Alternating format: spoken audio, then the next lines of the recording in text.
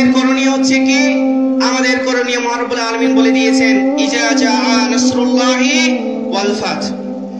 সম্মানিত উপস্থিতি, এখন আমরা শুধু আল্লাহর শুকরিয়া আদায় করব এবং আমাদের যা ভুল ত্রুটি আছে সেগুলো যেন আল্লাহর কাছে ক্ষমা চাবো, এবং আগামীতে এই দেশ যেন কোরআনের আইন দিয়ে চলতে পারে সেজন্য আমাদের দাওয়াতি কাজ করে যেতে হবে। এমন কোনো বাড়ি থাকবে না, এমন কোনো ঘর থাকবে না, এমন কোন মসজিদ থাকবে না যার কাছে বাংলাদেশ ইসলামী ছাত্র শিবির এবং জামাত ইসলামীর দাওয়াত পৌঁছাবে না ইনশাআল্লাহ। প্রত্যেকটি ঘরে ঘরে আমরা দাওয়াত পৌঁছে দেব। সম্মানিত উপস্থিতি, রাসূলুল্লাহ সাল্লাল্লাহু আলাইহি সাল্লাম মদিনা রাষ্ট্র গঠন করার আগে তিনি কিছু সোনার মানুষ তৈরি করেছিলেন, আবু বকর, ওমর, উসমান রাদিয়াল্লাহু তাআলা আনহুর মতো।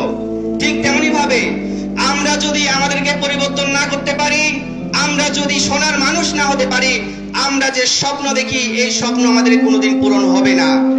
সুতরাং আগে আমরা আমাদেরকে পরিবর্তন করব, নিজে একদম সাচ্চা ইমানদার হব, মুমিন হব, তারপর দাওয়াতি কাজ করব, সকল মানুষকে পরিবর্তন করে দিয়ে আগামীর দেশ কোরআনের দেশ হবে ইনশাআল্লাহ।